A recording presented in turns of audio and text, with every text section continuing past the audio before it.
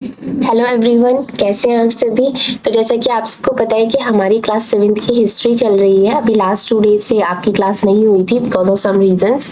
तो आज से आपकी क्लासेस रेगुलर होंगी। तो अब ये हमारा चैप्टर नंबर 2 है, राजा और उनके राज्य। ठीक है, इससे पहले चैप्टर नंबर 1 हो गया है। अगर आपने वो नहीं देखा है तो आप वो देख सकते हैं। उसके बारे में भी हमने बहुत कुछ डिटेल में पढ़ा था। और आज हम जो पढ़ने वाले हैं वो 7वीं जो शताब्दी थी उसके बाद कौन कौन से राजा आए थे, उनका क्या राज्य था, ये सब कुछ इस चैप्टर में बताया गया। अब मैं आपको लाइन टू लाइन तो नहीं डिक्टेट करूंगी क्योंकि वो लेवल नहीं है। तो इस तरीके से मैं आपको पढ़ाऊंगी कि जो इम्पोर्टेंट पॉइंट्स हैं और जो मेन कंटेंट है, जो एक तरीके से कहते हैं ना कि एक सार है, वो आपको समझ में आ जाए। जो कि क्योंकि आपका जो टारगेट है वो है आपका सीटेट का एग्जाम क्लियर करना, जो कि जनवरी 24 में है। आपका मेन टारगेट वही है कि आपका वो एग्जाम क्लियर होना चाहिए। ठीक है, तो हम उसी के पर्सपेक्टिव से ही पढ़ेंगे। तो चलिए स्टार्ट करते हैं, राजा और उनके राज्य। अब क्या था कि जो 7वीं शताब्दी थी उसके बाद बहुत सारे राजा आए, मतलब बहुत सारे राजाओं का उदय हुआ। जैसे कि इसमें भी अगर आप देखेंगे, इस मैप में आप देखेंगे तो यहाँ पर आप देख सकते हैं कि कितने सारे राजा हैं। परमार हो गया, राष्ट्रकूट हो गया, मालखेद है, और ये वेगी है, चोल है, चेर है, यहाँ पर ये है प्रयाग, बनारस। इनमें भी जितने भी राजाएं थे, तो ये सब क्या है कि ये राजाएं इस जगह पर इनका उदय हुआ था। ठीक है, अब जो कि नए राजवंशों का उदय, यहाँ पर अब हम यही पढ़ेंगे कि जो 7वीं सदी थी उसके आते आते क्या हुआ था कि जो उपमहाद्वीप है इसको बड़े भूभागों और योद्धा सरदार अस्तित्व में आ चुके थे। बड़े भूभाग मतलब जिनके पास बहुत ज्यादा जमीन थी, तो वो लोग, और जो योद्धा थे मतलब जिन्होंने युद्ध जीते थे, तो वो लोग आ गए थे उस टाइम पे। तो जो राजा लोग थे प्राय उन्हें अपने मातहत या सामंत के रूप में मान्य देते थे। तो जो राजा लोग, अब ऐसे तो थे नहीं कि सिर्फ यही राजा थे, इससे पहले कोई थे ही नहीं, ऐसा नहीं है। तो जो इससे पहले थे वो लोग उनको क्या करते थे, मातहत के रूप में या सामंत के रूप में वो उनको मान्यता देते थे। और उनसे वो उनसे ये उम्मीद करते थे कि जब वो आए तो उनके लिए गिफ्ट्स लेकर आए, उपहार लेकर आए, उनके दरबार में हाजिरी लगाएं, और उन्हें सैन्य सहायता, मतलब जो सैनिक होते हैं, जो कहीं पे भी अगर युद्ध है तो उन्हें वो अपने सैनिकों को दूसरे के राजा के साथ युद्ध करने के लिए भेजे। ये भी वो उनसे एक्सपेक्ट करते थे। कौन? जो पुराने राजा हुआ करते थे वो नए राजा से एक्सपेक्ट करते थे इस तरीके से कि जो नए राजवंशी आए हैं वो ऐसा करें। अब अधिक सत्ता और समता हासिल करने पर सामंत अपने आप को महासामंत, महामंडेश्वर या मंडल का स्वामी ये घोषित कर देते थे। और कभी कभी वे अपने स्वामी के आधिपत्य से स्वतंत्र हो जाने का भी दावा करते, मतलब वो चाहते थे कि हमारा अपना राज्य है, हमारी अपनी स्वतंत्रता है, तो क्यों ना हम उसी तरीके से रहें। अब इसमें क्या था, इसमें एक एग्जाम्पल इन्होंने दिया हुआ है जो दक्कन में राष्ट्रकूटों का था। शुरुआत में वे कर्नाटक के चालुक्य राजाओं के अधीनस्थ थे, मतलब इनके अंडर में वो थे। लेकिन 8वीं सदी के बीच में क्या हुआ, मध्य तक आते आते राष्ट्रकूट प्रधान दंती दुर्ग ने अपने चालुक्य स्वामी की अधीनता से इनकार कर दिया, उसको हराया, और उस जो एक हिरण्य गर्भ नामक एक संस्कार होता है उसका अनुष्ठान किया। ये संस्कार क्या होता है, इसमें ब्राह्मणों की सहायता से यह सब किया जाता है, और ये माना जाता है कि इससे याजक जन्मना क्षत्रिय ना होते हुए भी क्षत्रिय के रूप में दोबारा क्षत्रियत्व प्राप्त कर लेगा। मतलब अगर कोई क्षत्रिय नहीं है लेकिन उसने किसी दूसरे राजा को हरा दिया है तो वो ये अनुष्ठान कराएगा। इस अनुष्ठान के बाद वो भी क्षत्रिय के रूप में दोबारा आ सकता है। अब इसमें क्या क्या हो सकता था कि इसमें कौन कौन से ऐसे राजा थे जिन्होंने अपना राज्य स्थापित किया था, तो उसमें कौन सा आ गया, कदम्ब, मयूर शर्मण और गुर्जर प्रतिहार हरिश्चंद्र ब्राह्मण थे जिन्होंने अपने परंपरागत पेशों को छोड़कर शस्त्र को अपनाया और कर्नाटक राजस्थान में अपने राज्य सफलतापूर्वक स्थापित किए। अब ये जो दो हैं, हरिश्चंद्र जो है ये ब्राह्मण थे। ठीक है, इन्होंने क्या किया, इन्होंने जो अपने ब्राह्मण वाला पेशा था उसको छोड़ा, उन्होंने शस्त्र को अपनाया, और वो एक क्षत्रिय के रूप में उन्होंने अपने राज्य को सफलतापूर्वक स्थापित किया था। ठीक है, इतना आपको क्लियर हो गया। अब राज्यों में प्रशासन क्या होता है, इन नए राज्यों में कई इकाइयों में महाराजाधिराज, मतलब जो कि राजाओं के भी राजा हुआ करते थे, और त्रिभुवन चक्रवर्ती मतलब 3 भुवनों का स्वामी, और इस तरीके की अन्य भारी भरकम उपाधियां धारण की हुई थी मतलब इन राजाओं ने। तो इस तरीके की बात भी क्या होता कि जितने भी किसान हो गए, व्यापारी, ब्राह्मण के संगठन, ये सब भी अपने सत्ता की साझेदारी करते थे उसके साथ साथ ही। अब ये जो क्या करते थे, उत्पादक करते थे, जो कि किसान हो गए, पशुपालक हो गए, कारीगर, इनसे वो संसाधन इकट्ठे करते थे और उन्हें यही चीज मानने के लिए उन्हें बाध्य भी किया जाता था। कभी कभी वो इनसे लगान भी वसूल करते थे, क्योंकि जो भूस्वामी होता है, जिसकी भूमि होती है, जो उसका मालिक होता है, वो ये दावा करता था और राजस्व व्यापारियों से भी लिया जाता था। अब यहाँ बात करते हैं 400 कर। अब ये 400 कर क्या है? ये एक तरीके का, आपको पता ही है, टैक्स होता है जो कि कर लगाया जाता है। ठीक है, ये किस किस चीजों पे लगाया जाता है, मतलब जितने भी श्रमिक और ये कदमाई होते थे, जो भूरा स्वामी थे, उनके ऊपर भी बहुत तरीके के कर लगाए जाते। वो कर किस किस चीजों पर लगाए जाते थे? जैसे वो मकान के ऊपर अपना छज्जा डाला तो उस पर ही कर लगा दिया। खजूर या ताड़ के पेड़ पर चढ़ने के लिए उन्होंने सीढ़ी लगा दी तो उस पर भी टैक्स लगा दिया। अब पारिवारिक संपत्ति का उत्तराधिकार हासिल करने के लिए लगने वाले कर इत्यादि का भी उल्लेख मिलता है। मतलब ये तो एक बहुत बेसिक सी चीजें हैं। जैसे कि अगर अपने किसी घर की छत है, किसी का मकान है और उसने अपनी घर पे यहाँ पे छज्जा डाल दिया तो उस पर भी टैक्स लगा दिया। अगर वो भैया पेड़ पे चढ़ रहा है तो पेड़ पे चढ़ने के लिए अगर उसने अपनी ऐसी सीढ़ी लगा दी कि मेरी हेल्प हो जाएगी पेड़ पे चढ़ने, तो उस पे भी वो उनको टैक्स देना पड़ता था। ठीक है, तो इस तरीके के कर भी वहां पर लगाए जाते थे। अब ये क्या हो गया कि जो मंदिरों और दुर्ग का निर्माण में भी वो इस्तेमाल होते थे। संसाधन जो होते थे उन युद्ध को लड़ने में भी इस्तेमाल होते थे, जिनमें लूट की शक्ल में धन मिलने की तथा जमीन या व्यापारिक मांगों के प्रयोग की संभावनाएं बनी होती थी। मतलब क्या होता था कि जैसे हमने कहीं पर लूट लिया, अब लूट के लिए चक्कर में क्या होता कि उन्हें धन तो मिलेगा ही मिलेगा, साथ ही जमीन भी मिल जाएगी और जो व्यापार के मार्ग हैं उनका भी वो यूज कर सकते हैं, उनका भी वो इस्तेमाल कर सकते हैं। ठीक है, अब इसमें क्या होता है कि ये जो राजा राजस्व वसूली के लिए पदाधिकारियों की नियुक्ति होती थी वो सामान्यतः प्रभावशाली परिवारों के बीच ही की जाती थी। मतलब जो जो राजाओं के परिवार होते थे ये उन्हीं के बीच में होती थी। अब ये क्या चीज है? प्रशस्तियां और भूमि अनुदान। ये क्या होता है? प्रशस्तियां में ऐसे ब्यौरे होते थे जो सत्य सत्य नहीं भी हो सकते, लेकिन ये प्रशस्तियां हमें बताती हैं कि शासक खुद को कैसे दर्शाना चाहते थे। विशाल के लिए सूरवीर विजय योद्धा के रूप में ये विद्वान ब्राह्मणों द्वारा रची गई, जो अक्सर प्रशासन में मदद करती थी। अब इसमें क्या है कि प्रशस्तियां मतलब एक तरीके से आप इमेज की बात कर सकते हैं। इमेज मतलब कि कोई भी राजा वो अपनी इमेज को किस तरीके से पोर्ट्रे कर रहा है बाकी सबके सामने। तो कभी कभी तो वो एक शूरवीर योद्धा के रूप में, एक विजयी योद्धा के रूप में अपने आप को दर्शाता था। तो ये सारी चीजें भी वहां पर मिली है। ठीक है, अब आती है नागभट्ट की उपलब्धियां। अब ये नागभट्ट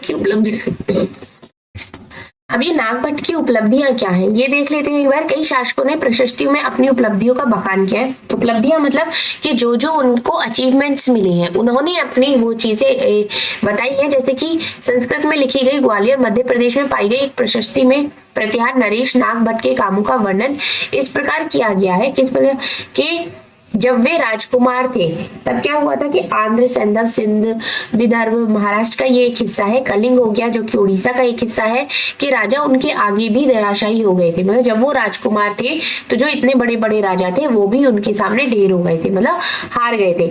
उन्होंने कन्नौज के शासक चक्रयुद्ध को विजित किया था। अब उन्होंने वंग जो कि अभी बंगाल का हिस्सा है, अनर्थ जो कि गुजरात का हिस्सा है, मालवा जो कि मध्य प्रदेश का हिस्सा है, किरात जो कि वनवासी का हिस्सा है, और तुरुष्क मतलब तुर्क का हिस्सा है, वत्स, मत्स्य दोनों उत्तर भारत के राजाओं को पराजित किया था। मतलब ये इतने सारे राजा हैं उन्होंने जिनको पराजित किया था। अब जितने भी राजा लोग हैं वो ब्राह्मणों के भूमि अनुदान से पुरस्कृत करते थे। ये ताम्र पत्रों पर अभिलिखित होते थे जो भूमि पाने वाले को दिए जाते थे। यहाँ पर ये इमेज में आप देख सकते हैं कि इस तरीके से ये तांबे के हुआ करते थे और इन पर ये सब चीजें लिखी होती थी। ठीक है, यहाँ पर आप ये इमेज को समझ सकते हैं। अब यहाँ पर बात आती है भूमि के साथ साथ क्या क्या दिया जाता था। मतलब भूमि तो दी ही जाती थी, उसके साथ साथ और ऐसी क्या क्या चीजें थी जो दी जाती थी। चोलों के द्वारा दिए गए भूमि अनुदान में तमिल भाग का एक अंश है। उसमें मिट्टी के मोड़े बनाकर साथ ही कांटेदार झाड़ियां लगाकर भूमि की सीमाओं को चिन्हित किया जाता था। और इस भूमि पर ये चीजें जैसे फलदार वृक्ष, पानी, भूमि, बगीचे, फलों के उद्यान, पेड़, कुएं, खुली जगह, चरागाह, एक गांव, बाबी, चबूतरे, नहरें, खाइयां, नदी, दलदली जमीन, हौज, अन्नागार, मछलियों की तारा, मधुमक्खियों के छत्ते और गहरी झीलें। और जिसे ये भूमि मिलती है उसे इसे कर वसूल सकता है, वह न्याय अधिकारियों द्वारा जुर्माने के तौर पर भी लगाए गए कर को वसूल कर सकता है। ठीक है, तो यहाँ पर यही चीज है। अब 12वीं शताब्दी में एक वृहद संस्कृत काव्य भी रचा गया जिसमें कश्मीर पर शासन करने वाले राजाओं का इतिहास दर्ज है। मतलब कश्मीर में जिन जिन राजाओं ने शासन किया था उनका पूरा उन्होंने किस किस तरीके से किया ये सब भी एक संस्कृत काव्य में रचा गया। और इसे किस नाम से रचनाकार द्वारा रचा गया था? कल्हड़। किस नाम से रचा गया था? वो कल्हड़ के नाम से रचा गया था। ठीक है, कल्हड़ में अपना वृत्तांत लिखने के लिए शिलालेखों, दस्तावेजों, प्रत्यक्षदर्शियों के वर्णनों और पहले के इतिहासों समेत अनेक तरह के स्रोतों का इस्तेमाल किया। और इसमें जो किया गया था, इसमें 12वीं सदी के लिए यह असाधारण ग्रंथ था। ठीक है, अब धन के लिए भी युद्ध किया जाता था, ये भी देख लेते हैं। आपने गौर किया होगा कि इसमें से प्रत्येक शासक राजवंश का आधार कोई क्षेत्र विशेष था, वे दूसरे क्षेत्रों पर भी नियंत्रण करने का प्रयास करते थे। ठीक है, मतलब उनका अपना क्षेत्र तो था ही, लेकिन वो चाहते थे कि वो दूसरे क्षेत्रों पर भी नियंत्रण कर ले, उसको भी अपने अंडर में ले ले। जैसे कि गंगा घाटी में कन्नौज नगर था। अब गुर्जर, प्रतिहार जो राष्ट्रकूट और पाल वंश के शासक थे, इन तीनों ने मिलकर कन्नौज के ऊपर नियंत्रण करने के लिए ये आपस में लड़ते रहे थे। मतलब एक तरीके से ट्राइंगल कह सकते हैं। ये गुर्जर प्रतिहार हो गया, ये राष्ट्रकूट हो गया, ये पाल वंश हो गया। ये तीनों आपस में लड़े थे, किसके लिए? कन्नौज के लिए आपस में लड़े थे। ये लड़ाई इतनी लंबी चली थी, इसलिए इसको क्या कहा गया? त्रिपक्षीय संघर्ष के रूप में इसको कहा गया। ठीक है, अब यहाँ पर देख लेते हैं कि जो आपने सुना होगा कि ये जो सोमनाथ मंदिर है भारत में, उसमें गजनी के महमूद जो था उसने 17 बार आक्रमण किया था। मतलब उसमें इतना खजाना था, इतना वो अमीर हुआ करता था उस टाइम में कि उसने एक ऐसा शासक था जिसने मतलब धर्म को निशाना बनाकर उसे संपन्न मंदिर जो कि गुजरात में सोमनाथ का मंदिर भी शामिल था, उस पर 17 बार आक्रमण किया था, जो कि ये ईसा पूर्व 1000 से 1025 तक। महमूद जो धन उठाकर ले गया था उसको क्या किया गया? उसका जो बड़ा हिस्सा था उसने अपनी उससे वैभवशाली राजधानी के निर्माण में उसने वो खर्च करा। ठीक है, और इसमें दूसरे भी राजा थे जिसमें चाहमान भी थे, जिनको चौहान कहा गया। तो वे दिल्ली और अजमेर के आसपास के क्षेत्र पर शासन करते थे। उन्होंने पश्चिम और पूर्व की ओर अपने नियंत्रण क्षेत्र का विस्तार करना चाहा, जहां उन्हें गुजरात के चालुक्यों और पश्चिमी उत्तर के गढ़वालों से टक्कर लेनी पड़ी थी। और ये पृथ्वीराज तृतीय और सुल्तान मोहम्मद गौरी अफगान शासक को 1191 में हराया था, लेकिन दूसरे ही साल 1192 में उनके हाथ हार लग गई। मतलब पहले उन्होंने उसको हराया, फिर बाद में वो खुद हार गए। अब चोल राज्य जो है उसके आसपास की जो जगह है उनके ऊपर हम नजर डाल लेते हैं, जैसे कि आपने मैप में भी देखा था, यहाँ पर भी आप देख सकते हैं। हाँ, ये जो चोल राज्य है, अब इसके आसपास जो चीजें हैं, वनवासी, गंगावादी, कौंची, उरैयूर, मदुराई, ठीक है, तो इन सब के ऊपर भी अब बात करी जा रही है। अब ये क्या चीज है? जैसे कि आपने देखा था चोल वंश सत्ता में कैसे आई। कावेरी डेल्टा में ये मुटिरियार नाम से प्रसिद्ध एक छोटे से मुखिया परिवार की सत्ता थी। वे कांचीपुरम के पल्लव राजाओं के माथा थे। उरैयार के चोल वंशीय प्राचीन मुखिया परिवार के विजयालय ने 9वीं सदी के मध्य में मुटियारों को हराकर इस डेल्टा पर कब्जा जमाया था और उसने वहां तंजावुर शहर और निशंभु सूदनी देवी का मंदिर बनाया था। ठीक है, पहले क्या था, वो एक छोटे से परिवार का हिस्सा था, एक छोटे से मुखिया थे, लेकिन उन्होंने ये इस तरीके से बसाया और वहां पर शहर बसाया और देवी का मंदिर भी बनाया था। अब ये जो विजयालय है, ये उत्तराधिकारियों ने पड़ोसी इलाकों को जीता और उसका राज्य अपने क्षेत्रफल और शक्ति दोनों के रूप में बढ़ता गया। मतलब उन्होंने आसपास के क्षेत्रों को जीत लिया और उसको अपने इलाके में वो मिलाते चले गए। और जो सबसे शक्तिशाली चोल शासक माना जाता है राज प्रथम, ठीक है, ये सबसे शक्तिशाली चोल राजा था जिसने 1985 में राजा बना और उसी से इसने ज्यादातर क्षेत्रों पर भी अपना नियंत्रण कर लिया था। अब राज के पुत्र राजेंद्र ने अपनी नीतियों को जारी रखा और उसने गंगा घाट, श्रीलंका तथा दक्षिण पूर्वी एशिया के देशों पर हमला किया। यहाँ पर ये जो है तंजावुर, ठीक है, और उसने एक जल सेना भी बनाई थी। जल सेना मतलब जो कि जल के रास्ते से जाकर अपना युद्ध करती है। ठीक है, अब क्या है, भव्य मंदिर और कांस्य मूर्ति कला, ये क्या है, राज और राजेंद्र प्रथम द्वारा बनवाए गए तंजावुर और गंगईकोंड चोलपुरम के बड़े मंदिर स्थापत्य और मूर्ति कला की दृष्टि से एक चमत्कार है। यहाँ पर आप देख सकते हैं इस तरीके के मंदिर बनाए जाते थे वहां पर। चोल मंदिर में अक्सर आसपास विकसित होने वाली बस्तियों का केंद्र बन गया था। अब इसमें क्या है कि जो मंदिर के आसपास रहते थे और उनके लिए काम करते थे, उसमें पुरोहित हो गया, मालाकार हो गया, बावर्ची, मेहतर, संगीतकार, नृत्यक आदि ये सब थे। अब जो मंदिर हुआ करता था उस टाइम पे उसमें सिर्फ पूजा आराधना ही नहीं होती थी, लेकिन कोई भी आर्थिक काम हो गया, सामाजिक हो गया, सांस्कृतिक हो गया, ये सारी चीजें भी मंदिर में ही हुआ करती थी। अब मंदिर के साथ साथ जुड़े हुए जो शिल्प थे वो कांस्य प्रतिमाएं बनाते थे। अब ये जो चोल है, चोल कांस्य प्रतिमाएं संसार की सबसे उत्कृष्ट कांस्य प्रतिमाओं में गिरा जाता है। ठीक है, अब अगर देखा जाए तो ये पॉइंट आपका बहुत इंपॉर्टेंट है कि कौन सा ऐसा राज्य है जहां पर कांस्य प्रतिमाएं संसार की सबसे उत्कृष्ट कांस्य प्रतिमाओं में गिनी जाती है। तो वो कौन सा राज्य हो गया आपका, वो हो गया चोल।